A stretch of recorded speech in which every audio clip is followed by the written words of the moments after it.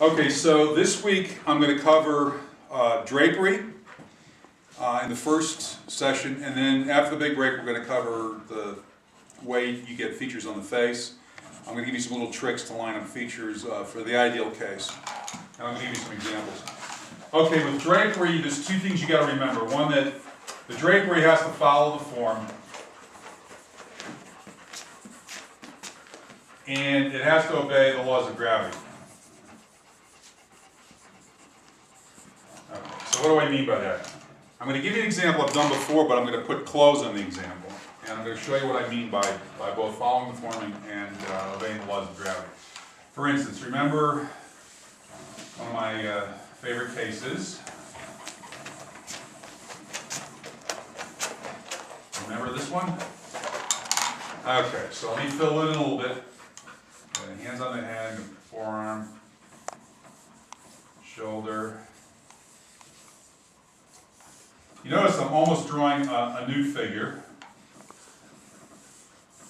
So I'm actually putting the form down first, and then I'm going to drape it.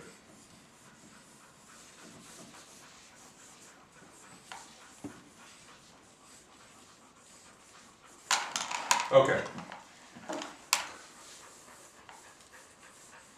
Now, let's suppose I'm going to actually put clothes on the model, so I want to put some drapery on it. The drapery, for instance, if I put it on, she had a loose-fitting blouse. The blouse, because of gravity, would follow the form of her breast until it got over the breast, and if it was loose-fitting, it would basically flow downwards like that. Similar for the arms. If I had a short sleeve shirt on her, it would follow the form of the arm and then flow downwards because of gravity pulling it down. For the upper arm, again, the drapery would follow part of the upper arm, and then it would wrap around the arm and flow down following because of gravity. Let's suppose I put a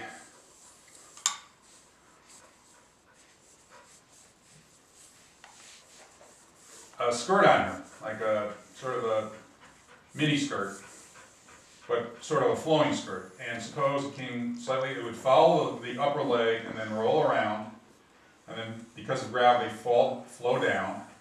Similar in back, the skirt would follow her buttocks, but then essentially be pulled down because of gravity, and then essentially come over the other leg, and there'd probably be a pleat in it. You notice I'm putting hard edges, quite a few hard edges on the material for the blouse and for the skirt, and again that's because a lot of materials are very crisp relative to flesh. You get slightly harder edges on them, but I'm not putting all hard edges, particularly where like the blouse would sort of be pushed out a little bit after it passed the area of her scapula and flow down. I'd actually put a softer edge on that. Okay, so the deal is, let me just draw it again. Suppose it's an outstretched arm. And I have a full-length drapery on the arm of some type. So it's going to follow the upper part of the arm, the drapery will follow the upper part of the form of the arm, but then once it flows down, it's got to follow the laws of gravity. So here I'm actually showing you both principles where it's got to follow the form and it has to obey the laws of gravity. Let's take it one step further, and that is, what do I do with drapery in terms of, let's expand on the edge work with drapery and talk about value with drapery. So the idea is that you treat it in terms of value, you treat it exactly the same. You're going to get the same 5 general values with drapery. You're going to get the highlight, the turning edge, the cast shadow, the reflected light shadow, and then the midtone. So it's just like we did with the human form, you get the same types of lighting and shadows with drapery. Let me give you another example. Suppose I have a piece of drapery that's pinned at a couple points, and then it's allowed to flow down.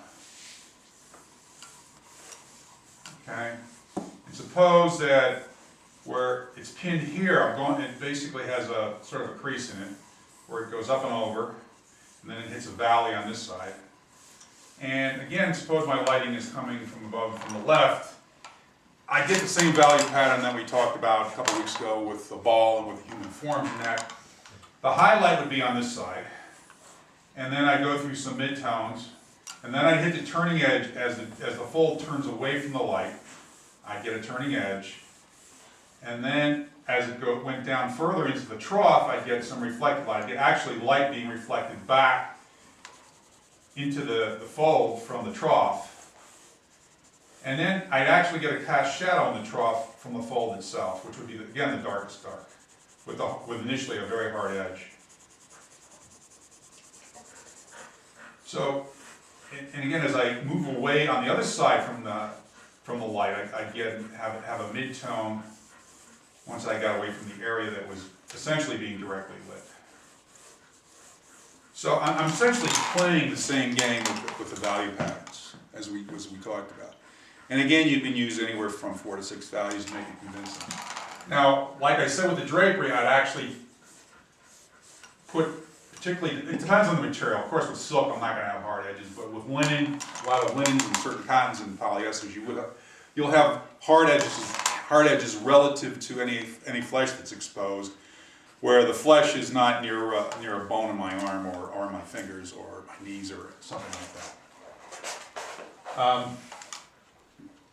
So the idea again is you start out with the same format. You put down the lines of action, the big shapes, the small shapes. You start drawing the figure like it's an unclothed or nude figure, but then you basically drape the material over it. So again, the material has to follow the form, and where it's being pulled down by gravity, it has to obey the laws of gravity.